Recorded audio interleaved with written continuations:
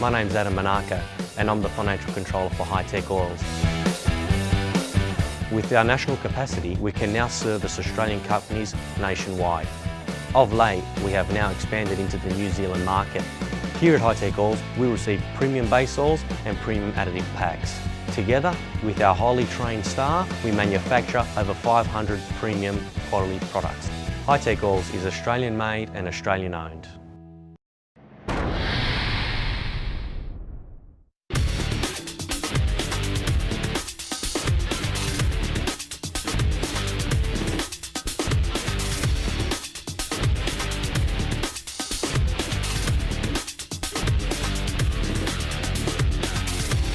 And welcome back to Sydney Motorsport Park. Round 4 of the Shannons Nationals for 2017. And it's come to that time of the day where we nearly say goodbye. Our final race of the day is about to get underway. It is the 4th 1-hour production car series race for the weekend.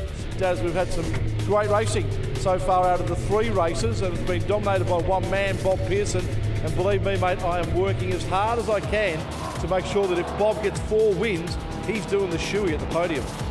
Good on you, Tony. I don't think it'd be too hard. Bob will be pretty happy and he'll comply. And if we can get him to do a shoey, our best thing, we put it on Facebook and make sure that Dan Ricardo gets that information, as well as we've got race 3 highlights from earlier on today. And this was early on in the race, and it was Nathan Antunes at the wheel of the Mercedes 45, the Squirk Bilstein entry there. And Bob Pearson was pretty keen to get on with this race. Here's the Subaru running through, and this is a good stop, getting in and back out of the car. Good run this weekend for both Lee and Dimitri. Agathos as well. Here's a car that, boy, once it's sorted, is going to be very, very difficult and take it up here. Very hurried stop here, and frantic change of driver. And we all know that the run for the flag was fraught with a right front tyre going flat. In fact, completely tore the tyre to pieces. And here's the Conroy Motorsport Hankook car. There's a rear bumper sitting right in the middle of the straight there, and one of our hard-working volunteer officials getting it removed away so that we didn't have to go safety car. Gary O'Brien has lobbed right next to me, Gaz. Highlights from the race earlier on today, and that Merc there went pretty well until this BMW chased it down. Yeah, and unfortunately the BMW would suffer tyre failure, the right front, and that's not the tyre's fault. That's the sheer nature of the way these guys race. And there we see it limping back to the pits.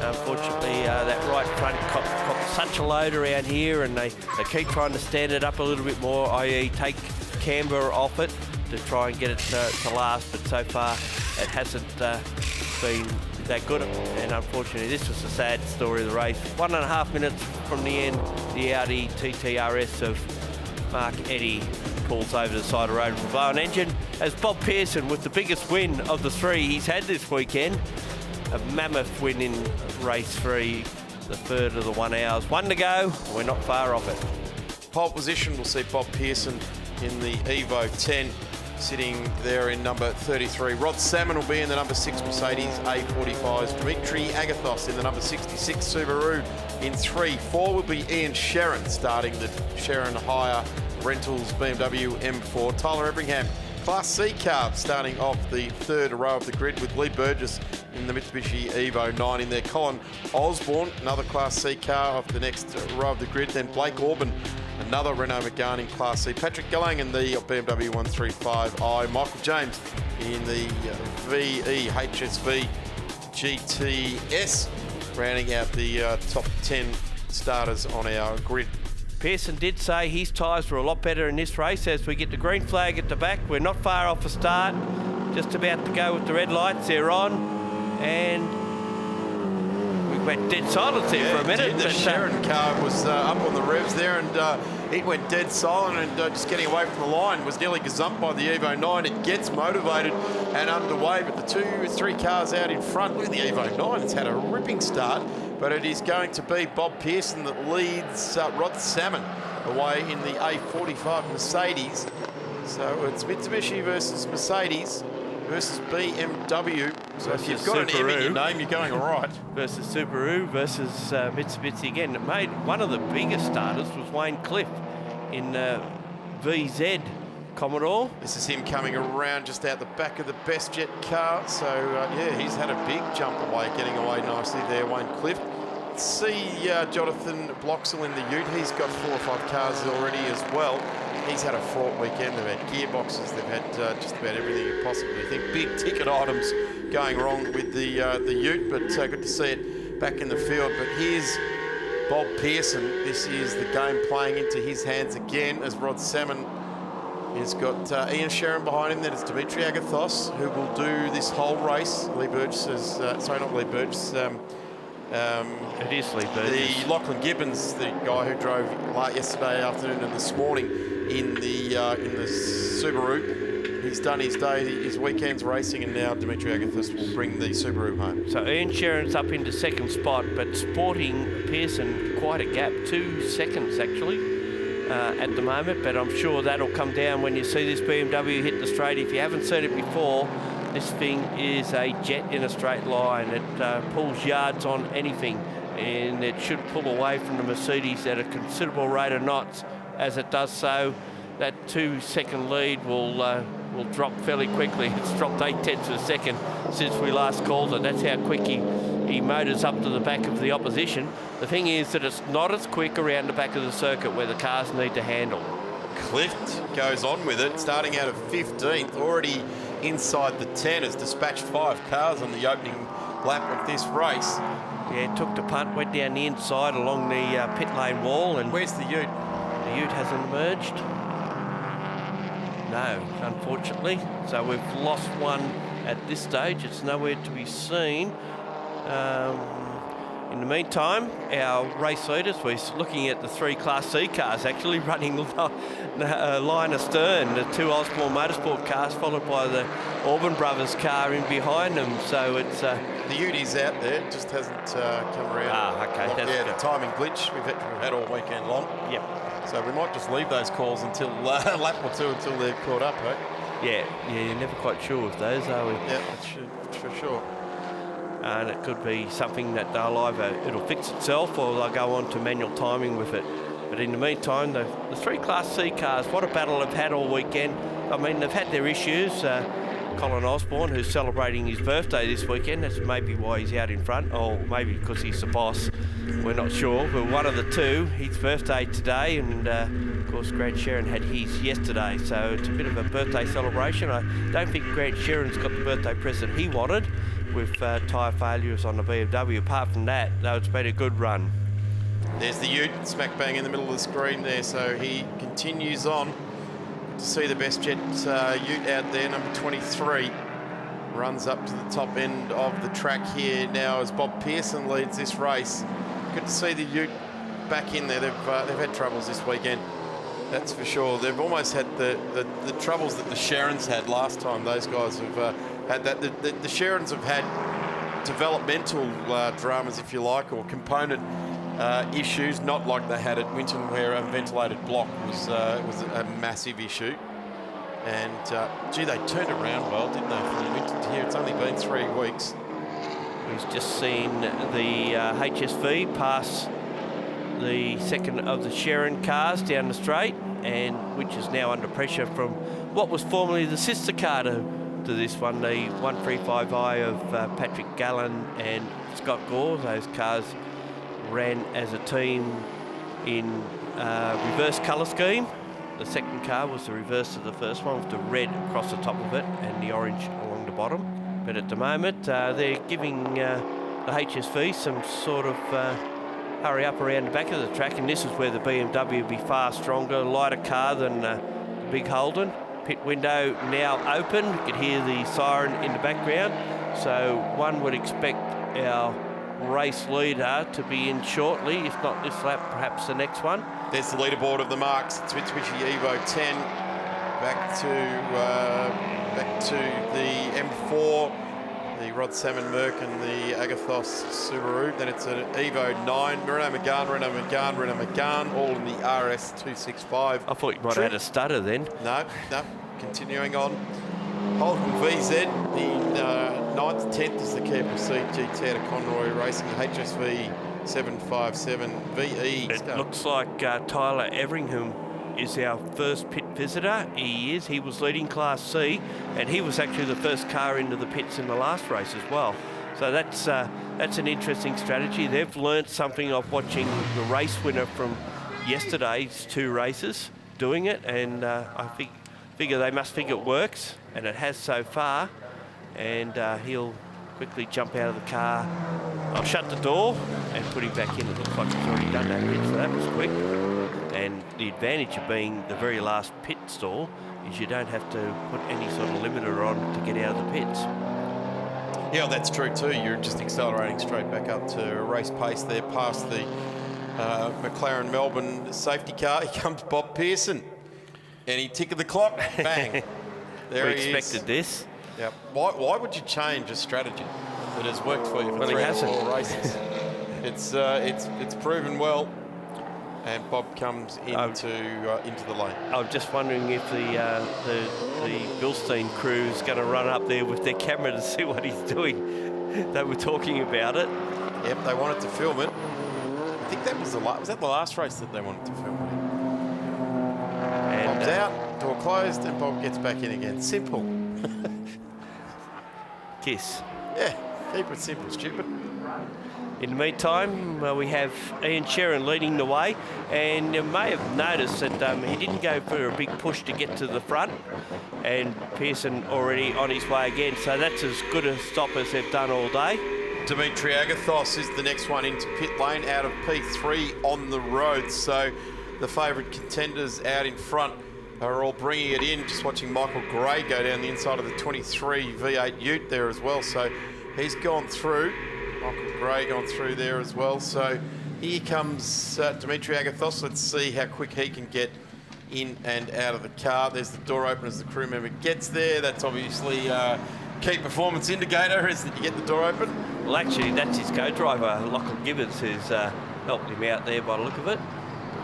Same red head as we've seen. So they're helping each other, which is good, and buttoning back in. So they're all learnt the lesson. Get in as quick as you can, get that stop done. The only ones that will probably stretch it out to around 50% of the race will be those that will be sharing their drives. Although we have seen a bit of short pit stops from the lead driver and then vice versa for the following one. So they basically get equal time in the car. They're just not doing it in the same race. We've got the number 25 Corolla in at the moment. Mick Gray out of the car. Alexandra Best in. And she'll take over. We called this the best grey Corolla you're likely to see this weekend, and it is. Michael Gray's new business on the front quarter panel there. Learner to P Plater, the Road Runner Learner Driver program that he runs there. That'd be fun, wouldn't it? What did you do on the weekend there, driving instructor? I went racing in this car. And of course he does some stuff with the V8 race people as well. So often in a race car at some track somewhere, showing some people who don't know a lot about race and car control, and teaching them how to best utilise skills, not only on the racetrack but on the road. It'd be one of the funnest days at school, I reckon, if Michael Gray was your instructor. Tony Shebeki in the lane, covering off all these pit stops for us. Thanks, Tone. Thanks very much, Daz. Michael Gray with us. Nice little stint. Oh, yeah, not too bad. Nice and quick. The LGM Corolla at the moment is going really, really well. It's taken us all weekend to sort of get it up to speed, and the guys have done a fantastic job in tuning the car in, and it's really awesome out there at the moment, so fantastic. You had a nice little pairing, yourself and Alexandra. Yeah, she's come a long way since joining the team last year. She's improved immensely, learning and developing, and she's becoming quite a quick little driver, so credit to her as well. Very good. Battle going on here. Is this for position? This is between the Cliff Commodore and the second of the Sherrin BMWs. And it looks like an issue with the Ute. It's put the engine up, so it's just gone from problem to problem. And unfortunately, it was computer related, electrics in this morning's race. Yesterday it was the gearbox. and it looks like it might be electrics again that's giving them some heartache. Yeah, they're looking around the high tension cables down at the spark plugs, aren't they, down there? That's my heart bleeds for those guys. It's been a long time since I've raced cars, Gaz, but I can still remember the heartache when it goes wrong like that. I don't think that leaves you. Yeah, and Ian Sherrin in the pit lane as well, making their stop. A driver change happening there, so we'll keep an eye out on this. And Ian always has the excuse that all the tyres blow when Grant's in the car, so it must be his fault. The fact that he's probably watered them out before Grant's got there has got nothing to do with it. There's the front right. That's the one that's caused issues twice for them already this weekend. Well, from this angle, it looks like a black bit of licorice, really, doesn't it? The control tyre, the Hankook brand is what they're running in this series. So didn't even look like any team went down there to have a look to see if there's any potential blistering down there. So they obviously think after 9 laps it's all good. It's more after the further we get into the race that it gets worse. So sort of around lap 26, 27, that's where they start to feel something might not be going quite right in the front end of the BMW at Paul. And I think that stop was a fair bit quicker than their race this morning too, by the look of it. We've got the Score Gallen car off the track at turn number out of 4 going into 5. Fortunately, he hasn't hit anything, so he's just had a bit of a lose there. Gets it back underway. Very lucky to get away with that one, or very skillful. Patrick Gallen at the wheel. We get a replay of it coming out of that corner. Yeah, just got the back out a bit too much. Slid it around, and fortunately, just keeps it off the tyres. Very well done. Just seen the Nissan Pulsar, Bree Wilson and Nathan Stevens come into the pits. I think it was Bree who was in the car and handed over to Nathan for the second half of this race. Just touching quickly on the points that have been gathered throughout this weekend. Bob Pearson is sitting on 122, 71 to Nathan Antunes and Rod Salmon.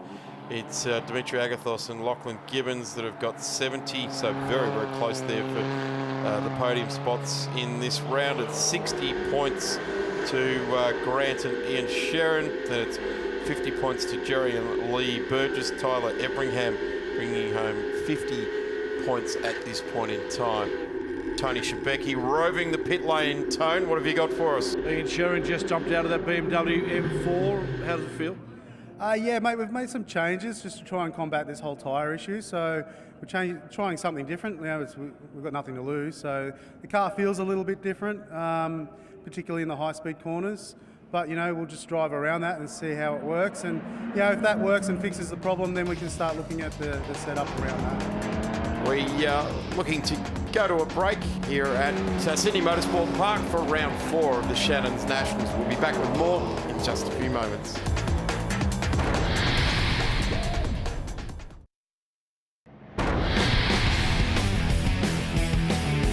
Welcome back trackside here at Sydney Motorsport Park for round 4 of the Shannons Nationals.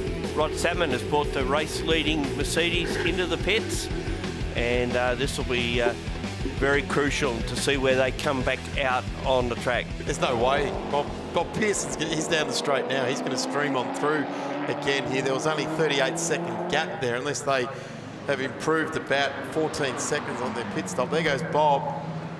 It's been a quick stop, though. Has been a quick stop, but Bob's gone. So have they. They're out at 39, 40. Yeah, Bob's down in turn 2. Yeah, now it'll be interesting to see where they come out in relation to the Sherrins. Where are they at the moment? I think they've just gone through, so they may have lost the position to the Sherrins. They have, in fact.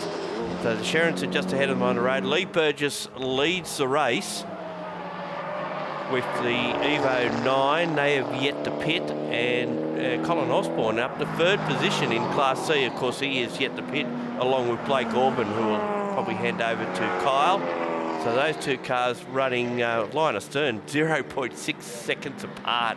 Nothing in that between those two. Patrick Gallen brings the lead car in for B1, and just as we say that, Tony Shebeki's got something for us. Yeah, we've got Rod 7 down here, Daz. Mate, that's a lovely little stint. It's a shame about these 1 hour races is you just get into the groove and then all of a sudden you've got to come in. Yeah, a bit like that. But look, I think 1 hour is a good timing. The tyres aren't going to get past that. I don't think they're going to do an hour and 5 minutes. So, that's good. We're running on a tyre strategy here. So I think, I looked after the tyres, set times at a certain thing, and the Bilstein suspension's holding up fantastically, and the Power On boys are just really looking after the car. Rob's just going on like he has been all day. You've got a nice little fight now ahead of you though with the Shannon boys. I think there's only 1.5 seconds between the two of you. Yeah, look, we're close, and their history is they'll probably have a flat again. I mean, they seem to just put that into their strategy for some reason. But fingers crossed that the race finishes well. We need to be third for second place in the championship. I think so. That's sort of what we're looking to do. Dimitri Agafos in the lane, and unfortunately for the HSV, that's its second stop, so dramas for that as if the team needed him. Dimitri Agathos, second time through the lane, sharing with Lachlan Gibbons. They're putting some engine oil in by the looks of thing. Bit of gold stuff going straight in. That's not what you want to see when you've got a turbo hanging off the side of your Subaru. It looks like it's being spat back up there too as well. We've got and that's not a good sign. An engine blow-by issue there.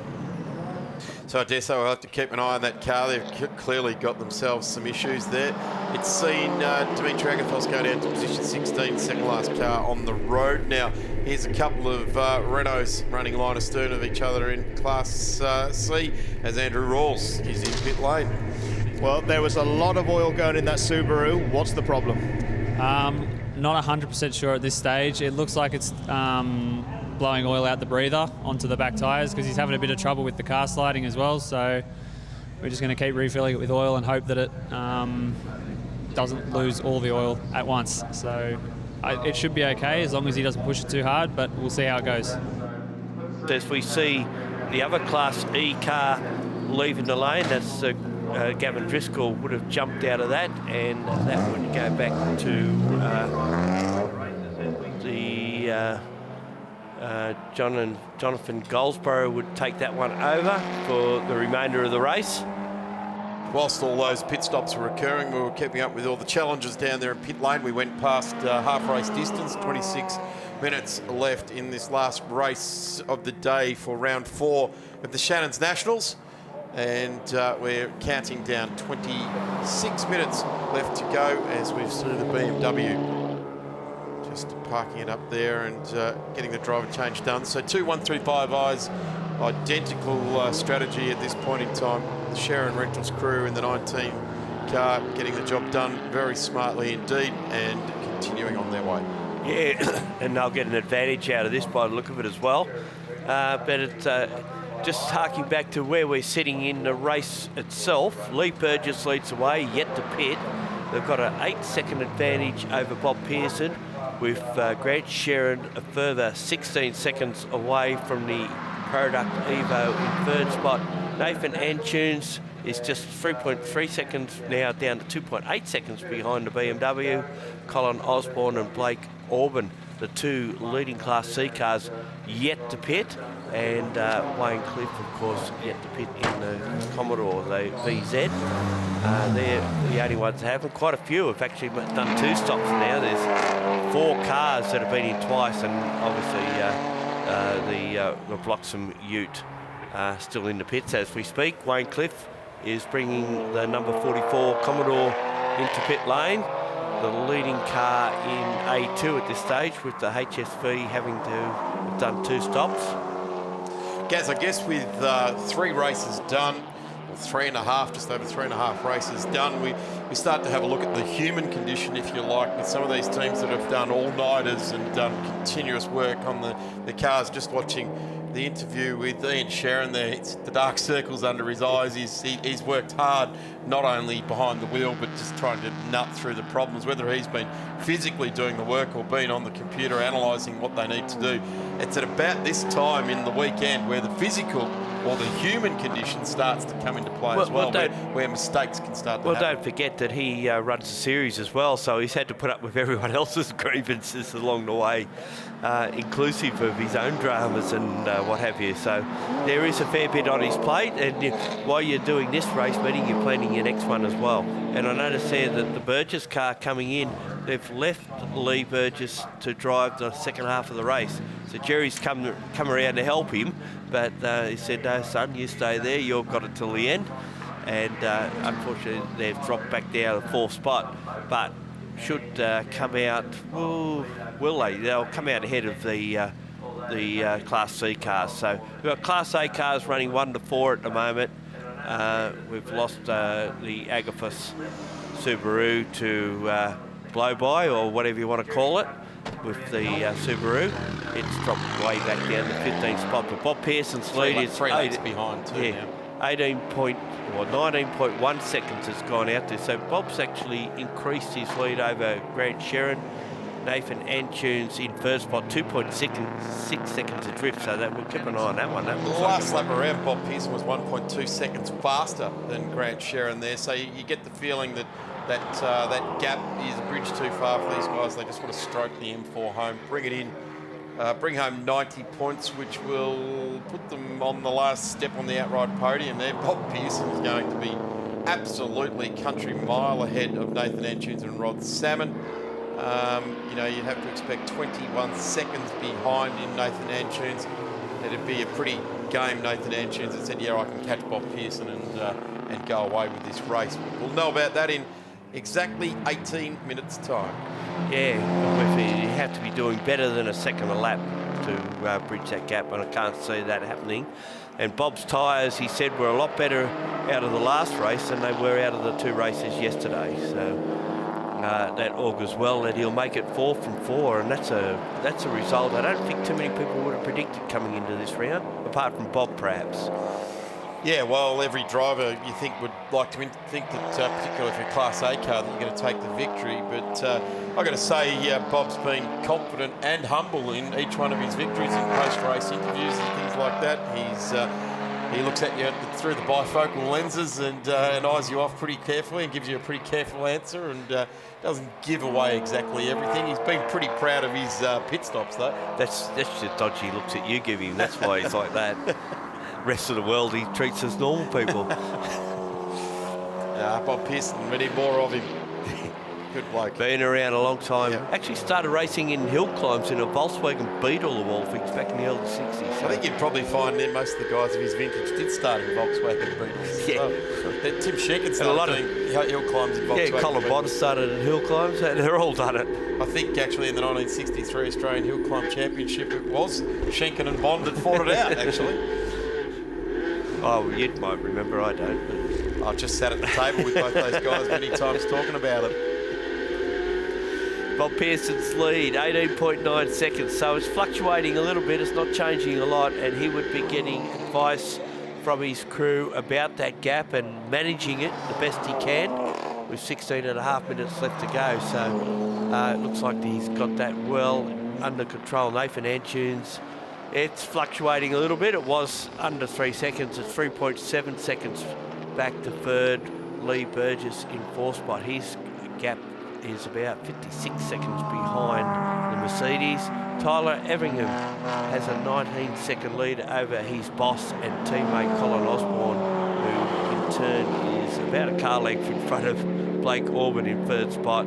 Then, of course, we've got the first of the B1 cars, Michael Sherrin.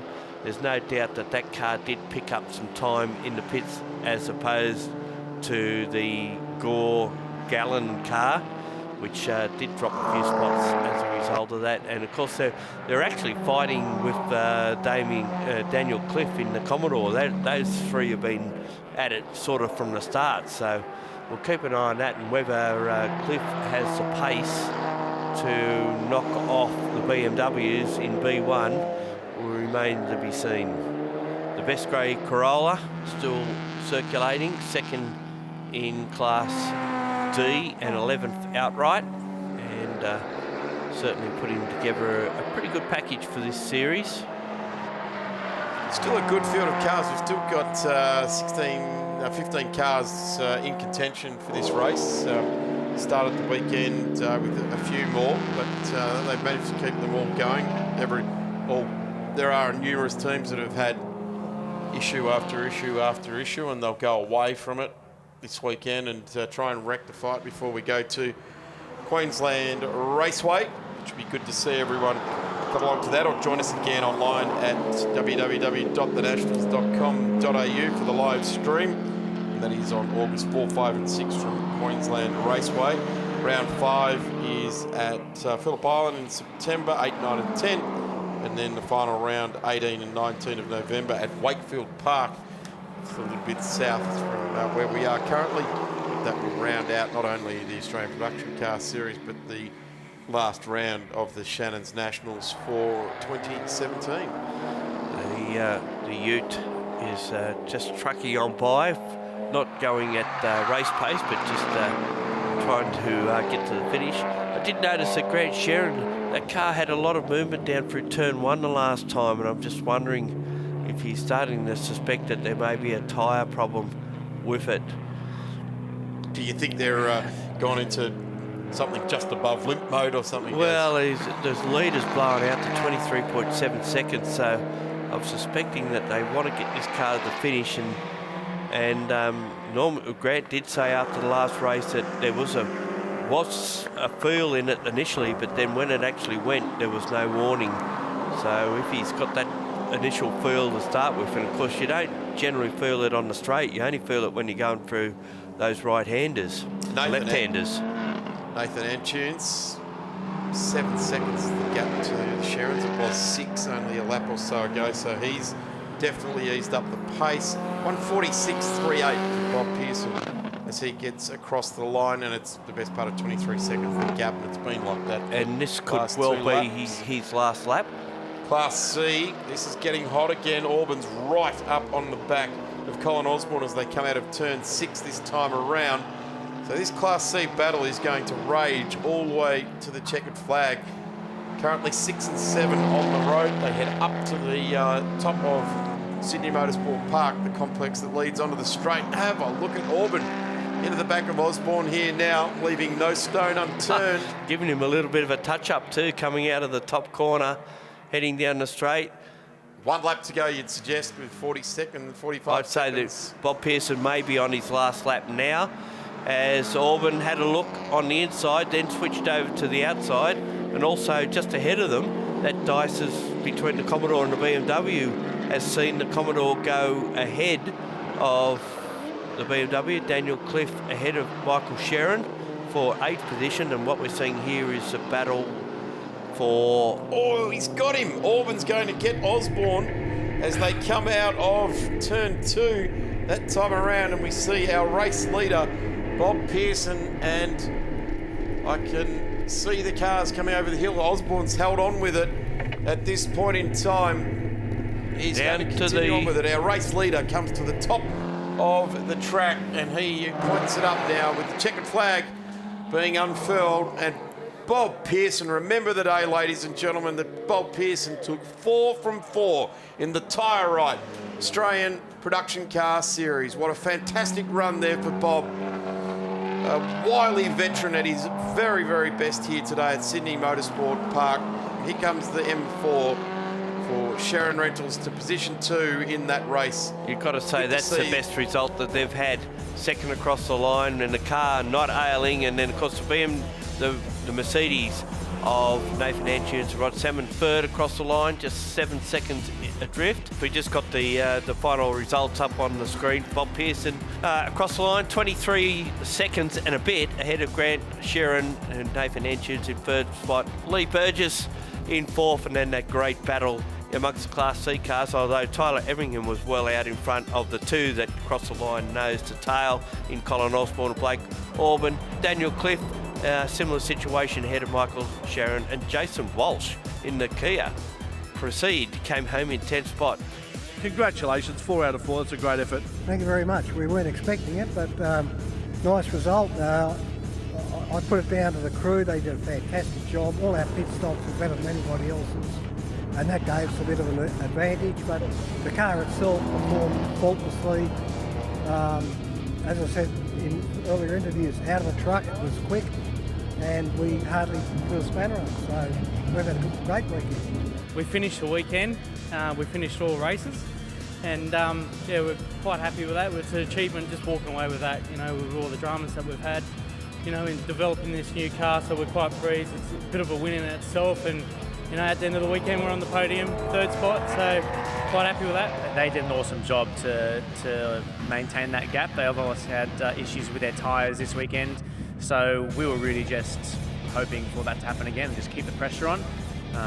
You know, we were driving to a time for us we knew any faster than that could have put us at risk, so yeah, we just wanted to see how the race panned out. Second for the weekend, we're happy with that. And that wraps up our coverage for the Shannons National Round 4 here at Sydney Motorsport Park. We move up to Queensland Raceway in around about 4 weeks' time, the first weekend of August. We look forward to seeing you there on behalf of the team. Thanks for viewing us today, and we'll catch you again soon.